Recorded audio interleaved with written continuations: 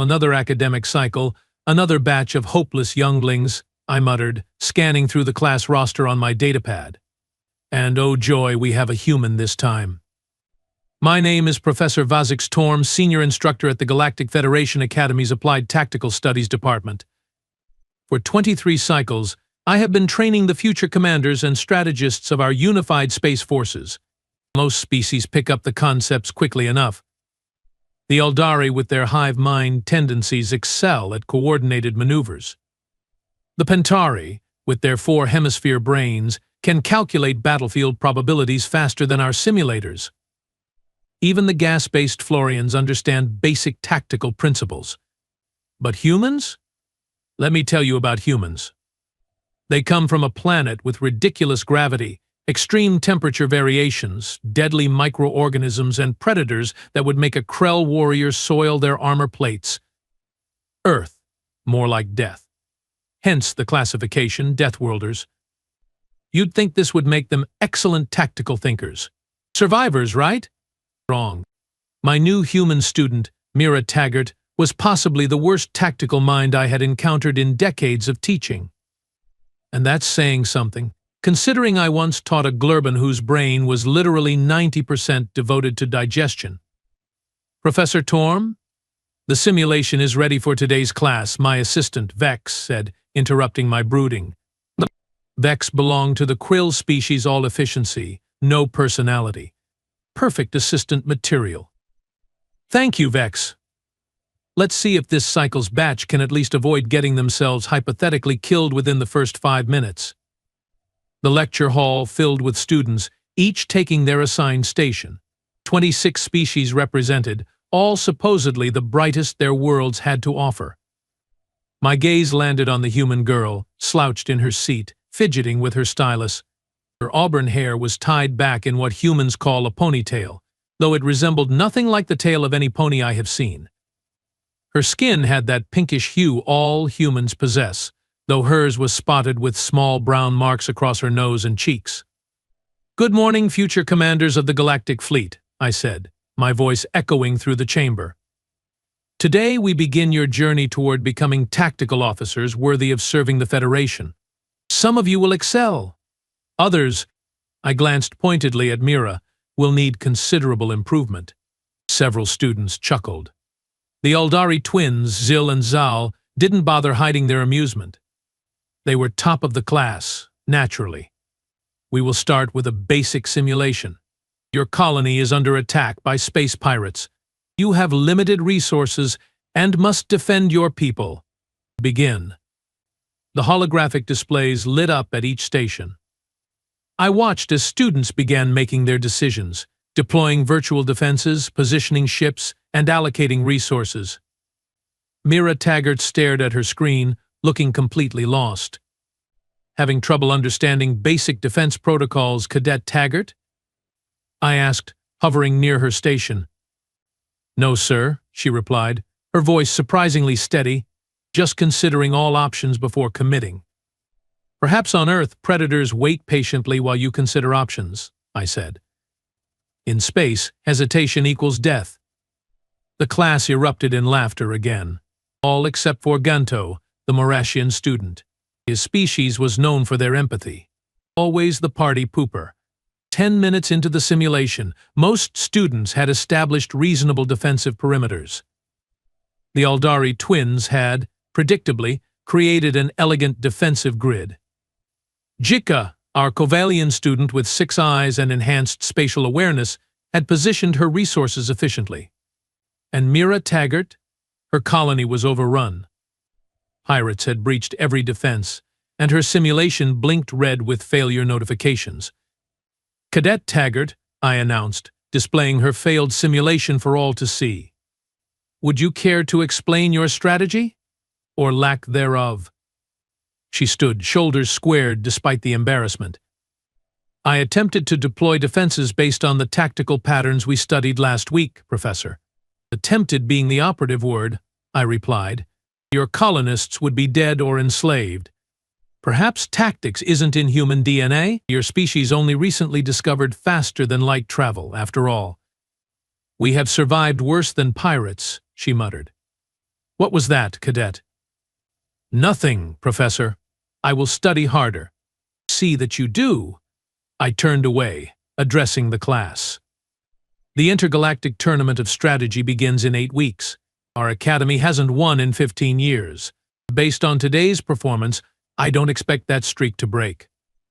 After class, I observed Mira lingering in the simulation room, running the pirate scenario again and again. Each attempt ended in failure. Persistence was admirable, I supposed, but some students simply lacked aptitude. "You are wasting your time, Cadet Taggart," I said, startling her. "Some species excel at tactics. Others, well, there's no shame in transferring to a department better suited to your abilities. Perhaps xenobotany? I hear humans are good with plants." She looked up, jaw tight. "With all due respect, Professor, I'm not quitting." Admirable, but foolish. The tournament requires our best. We compete against 16 other academies, many with students genetically engineered for strategic thinking. "Then why bother competing at all?" she asked. I blinked all 4 of my eyes in surprise. "Because competition breeds excellence, cadet. Even in failure, there are lessons." 15 years of lessons seems excessive, sir. Was that sarcasm? From a human? Interesting. Watch yourself, cadet. Insubordination doesn't improve your standing. "Well, sorry, Professor," she said, not sounding sorry at all. "One question, though, have you analyzed why the academy keeps losing?" "Of course we have. We lack students with innate tactical brilliance. The Aldari Academy has pure strain strategist lineages. The Vox Institute recruits only from warrior planets. Our admissions policy is more inclusive." I gave her a pointed look. "So you are saying it's a talent problem, not a training problem?" "Both, perhaps. But talent matters. The greatest tactics professor can't make a Glurban into a fleet commander." She nodded slowly. "Maybe. Or maybe we are approaching it wrong." I sighed dramatically. "By all means, cadet last in class, enlighten me with your profound wisdom." I was just thinking. On Earth, sometimes the underdog wins. The underdog? My translator struggled with the term. The competitor nobody expects to win.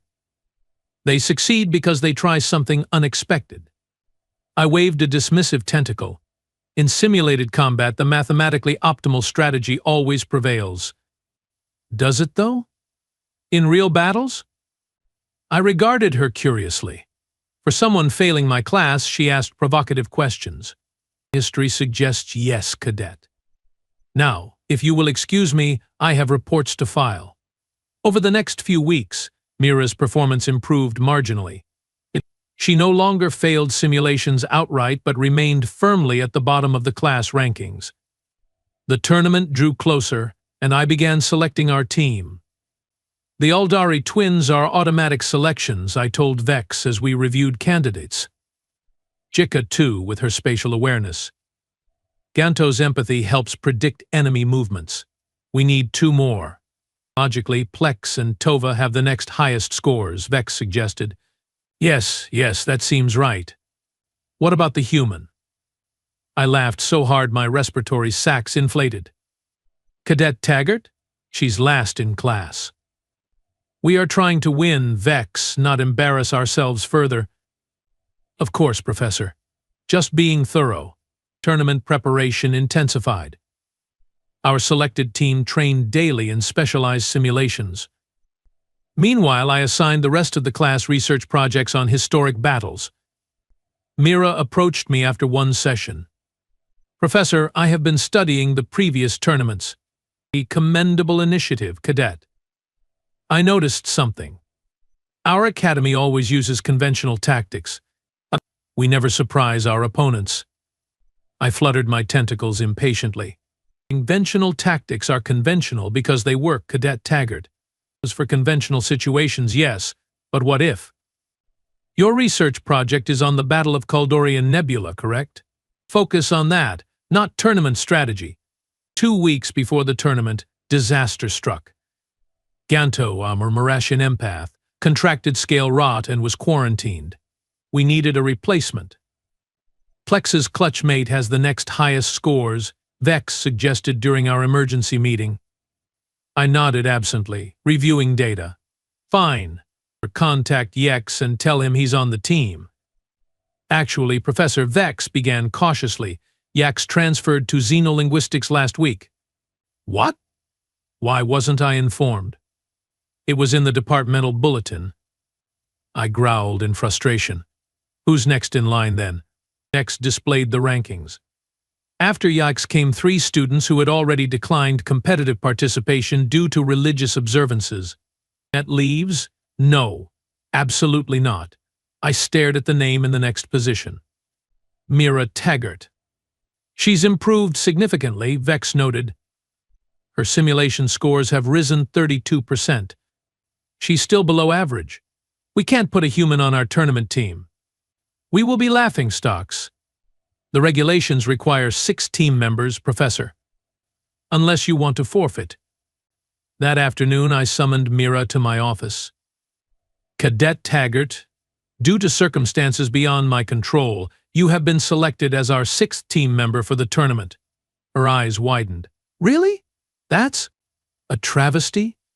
A clerical error? A sign of the apocalypse? Yes, all of those. I was going to say an opportunity, sir. I sighed deeply. Let me be clear. You will be our reserve. You will observe, learn. In the extremely unlikely event that you are needed to compete, you will follow the tactical plans developed by the Aldari twins. Understood? Understood, Professor. Was that a smile? Insufferable human. The tournament venue was spectacular, a massive space station orbiting the neutral world of Kazara Prime. 16 academies from across the galaxy sent their teams. The competition structure was simple, tactical simulations of increasing complexity, judged on both outcome and efficiency. Our first match was against Vox Institute, last year's champions. Their team consisted entirely of Dravaks, a species engineered for warfare. They had carapaces like armor and eyes that could track multiple targets simultaneously. Remember, I instructed our team before the match, stick to the plan. The Dravaks are aggressive. We counter with measured defense, then strike when they overextend. The Aldari twins nodded in perfect synchronization.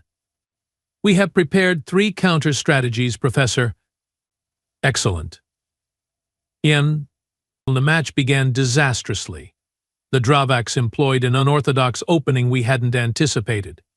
Within minutes, our position deteriorated. Adapt. I hissed from the coaching area. Formation Delta 6. The twins attempted to reorganize, but the Dravaks pressed their advantage.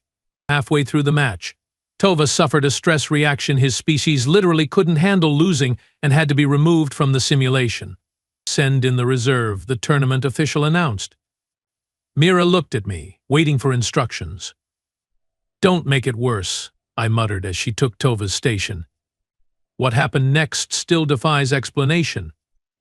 Instead of following the twin strategy, Mira began making bizarre moves. She split her forces when conventional wisdom said to consolidate. She left resources seemingly undefended. What are you doing? I demanded through the coach's communication channel. Trust me, she replied. Focused on her controls. Stop this immediately. Follow the plan. She ignored me, continuing her incomprehensible strategy. The Dravaks, confused by her unpredictable moves, began making mistakes. Their coordinated attack faltered as they tried to understand her tactics. There is no pattern, their coach complained to the officials. This violates tournament precedent. No rule against unpredictability, the official ruled. By the match's end, our team had secured a narrow victory, our first tournament win in 15 years. The Aldari twins looked stunned. Chica's 6 eyes all blinked in disbelief. Plex had actually fainted. In the aftermath, I cornered Mira. What was that? You disobeyed direct instructions. I saw an opportunity, she replied calmly. Their strategy was too perfect, too practiced. I figured they wouldn't know how to handle chaos. Chaos? That's your tactical brilliance? Randomness? Not random, Professor. Unpredictable. There's a difference. She smiled. Humans excel at chaos. We evolved on a death world, remember? Predictability gets you eaten. I stared at her, speechless. For the first time in my teaching career, I wondered if I had completely misunderstood a species' potential. The next match is tomorrow, she continued, against the Pentari Academy. 4 hemisphere brains, right?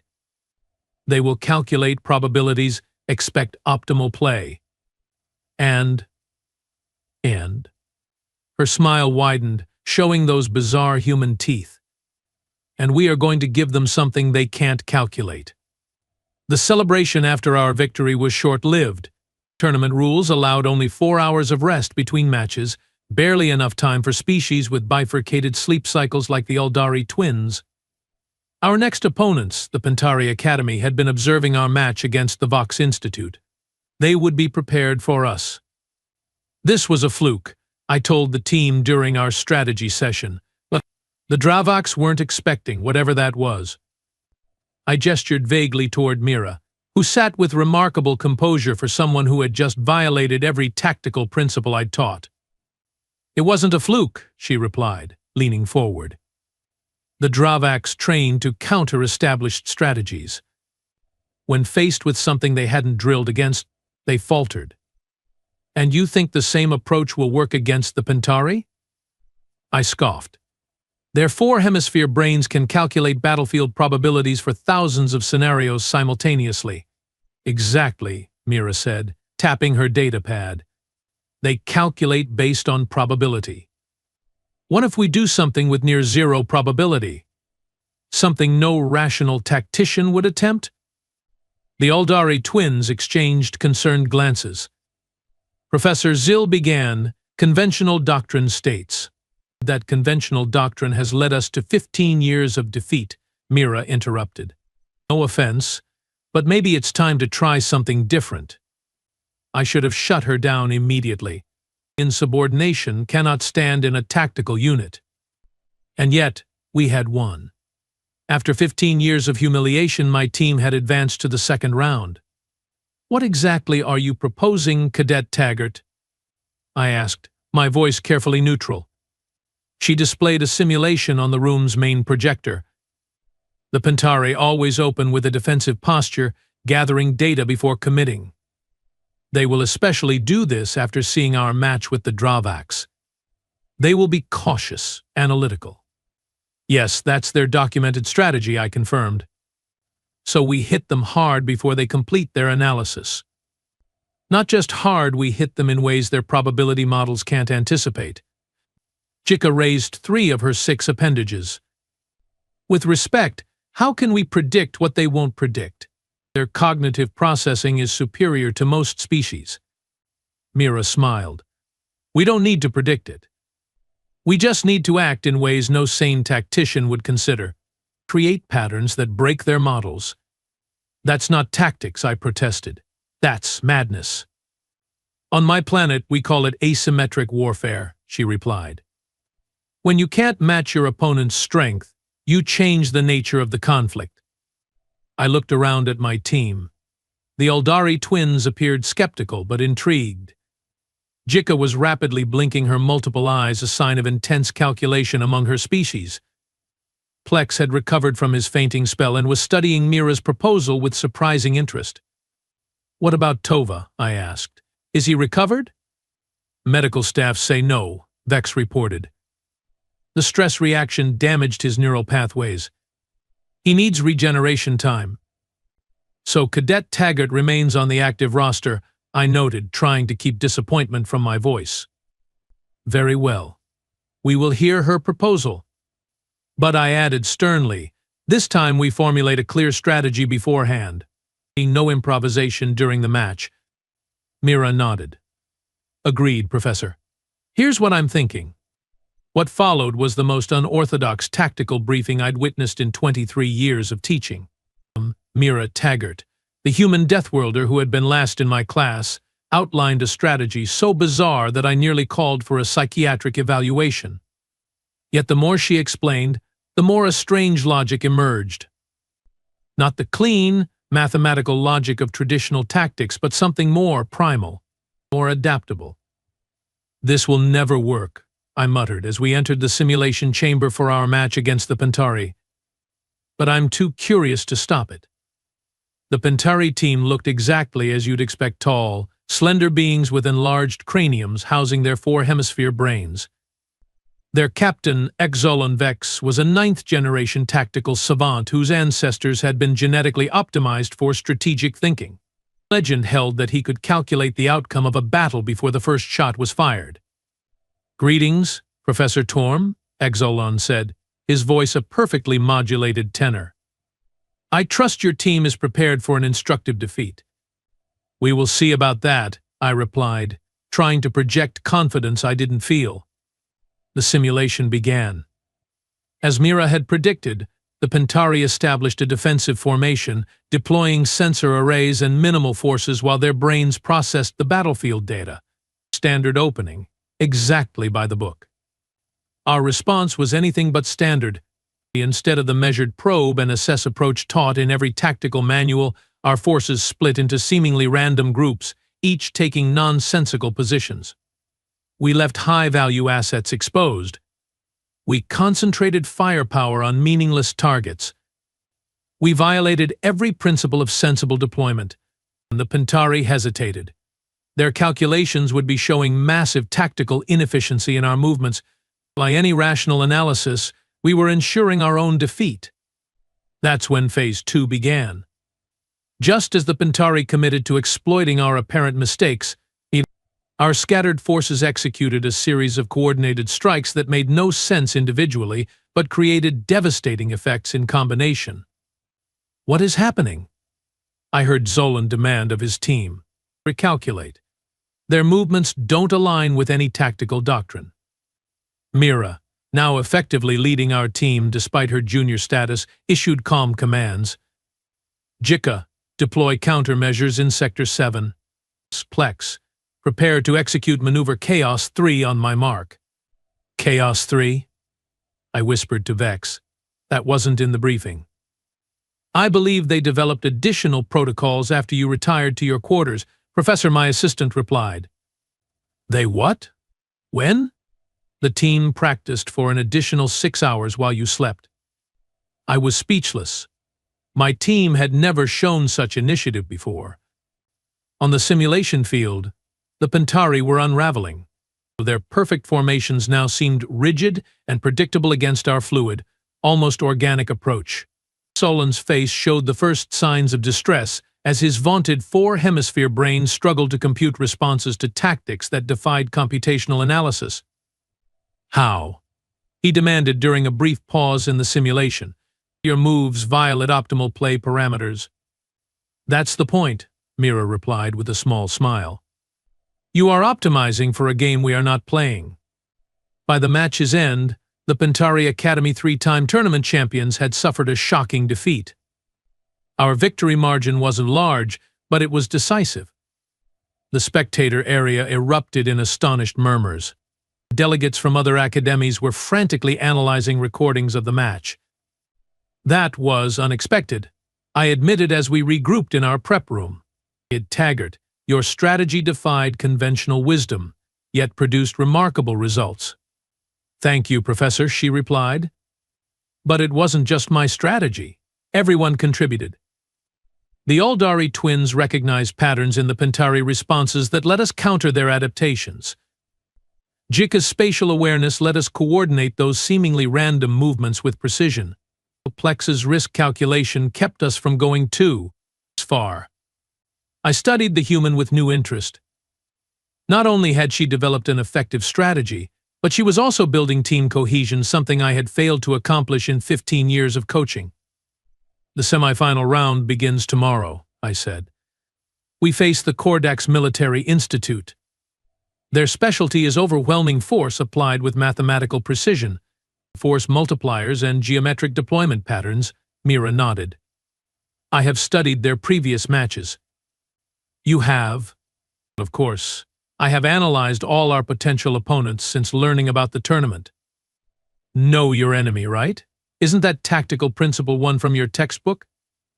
I blinked all four eyes in succession. You actually read the textbook, cover to cover. 3 times, she grinned. Just because I questioned your methods doesn't mean I ignored your teaching, Professor. That night I couldn't sleep. My understanding of humans of Mira Taggart specifically was undergoing a radical revision. I had dismissed her as tactically inept because she didn't think like the established strategic species. But perhaps that different thinking was precisely what made her dangerous. Deathworlders. Of course, they evolved in chaotic conditions where rigid thinking meant death. Their tactical approach wasn't flawed, it was adapted for survival in unpredictable environments. While the Aldari and Pentari had evolved in stable conditions that favored structured thinking, humans had developed in a world where the rules changed constantly.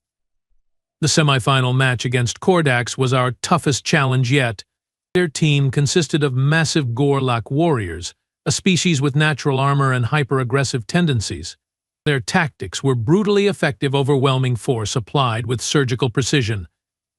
They will expect us to be unpredictable now, Mira explained during our strategy session. So we need to be unpredictably unpredictable. That's not a thing, I protested. It is now, she replied with that irritating human confidence. They will prepare for chaos. We will give them structured chaos with hidden patterns, layers of unpredictability.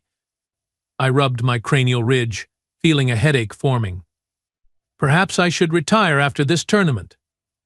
The match against Kordax began with their typical display of force, massive deployments designed to intimidate. Our team responded with what appeared to be conventional defensive postures, with subtle weaknesses intentionally built in. The Kordax commander, a battle-scarred Gorlak named Drux, took the bait immediately. His forces surged toward our apparent vulnerabilities, committing fully to the assault. That's when our hidden countermeasures activated. Forces concealed in sensor shadows struck from unexpected angles. Defensive positions transformed into offensive platforms. Impossible. Drux roared, his natural armor plates flaring in anger. Your formation was compromised. Our analysis was perfect. Your analysis was perfect for what you could see, Mira replied coolly. Perfect is predictable. The match ended with another victory for our academy. Not just a victory, a dominating performance that left the Kordax Institute in disarray. We had reached the tournament final.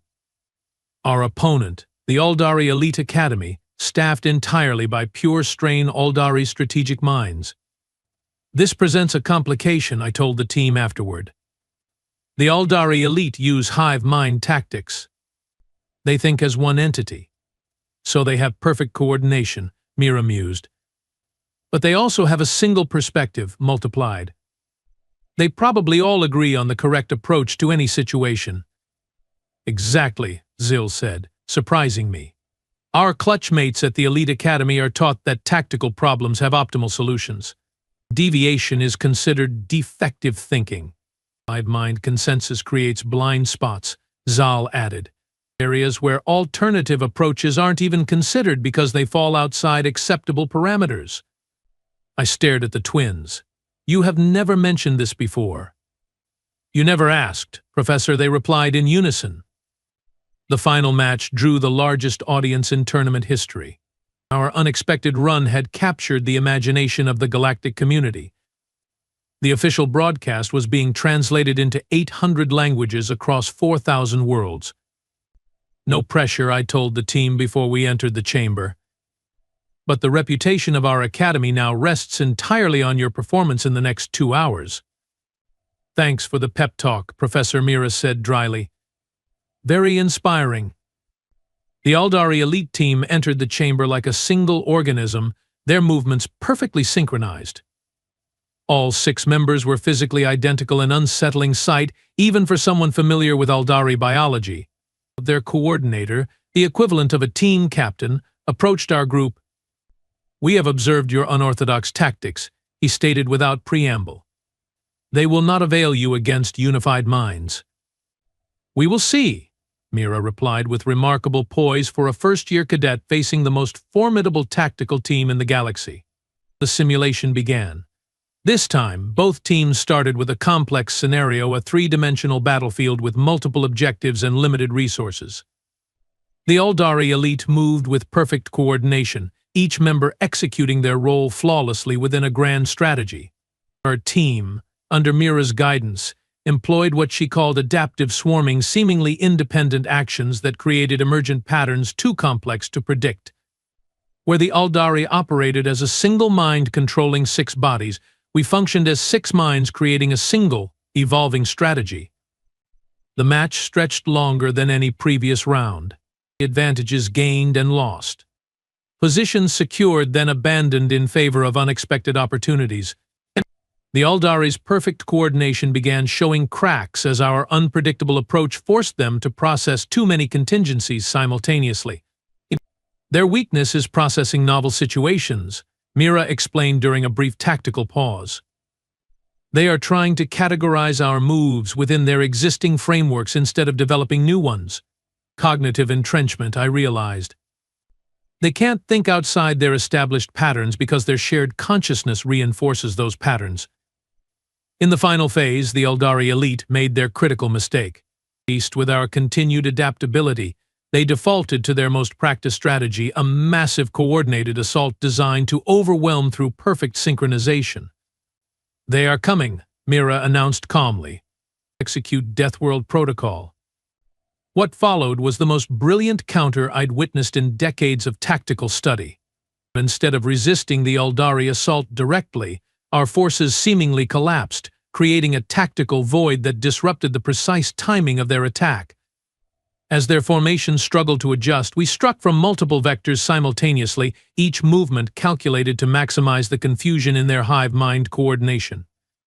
The simulation ended with our victory. Not by a small margin, by a decisive one that left the Aldari elite visibly shaken, their perfect synchronization faltering as individual members processed the defeat differently. The arena erupted in cheers.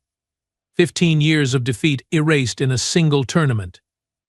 The Tactics Department of the Galactic Federation Academy had returned to prominence through the leadership of its most unlikely student. "Congratulations, Cadet Taggart," I said afterward, my voice steadier than I expected given the emotional turmoil I felt.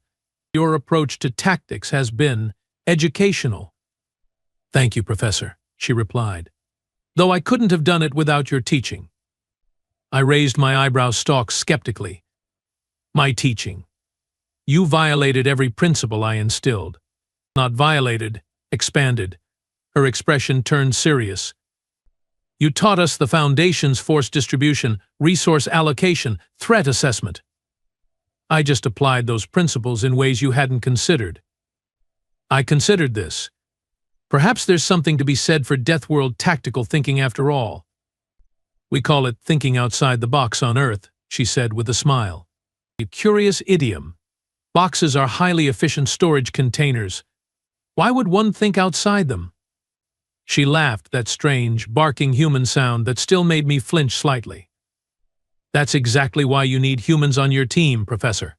We specialize in the unexpected." Later, as the team received the championship trophy, I found myself experiencing an unfamiliar emotion as I watched Mira Taggart, the last in-class human who had just led us to victory. It took me several moments to identify it. Her pride. Not that I'd ever admit it to her. That would be tactically unsound. After all, humans were unpredictable enough without encouragement.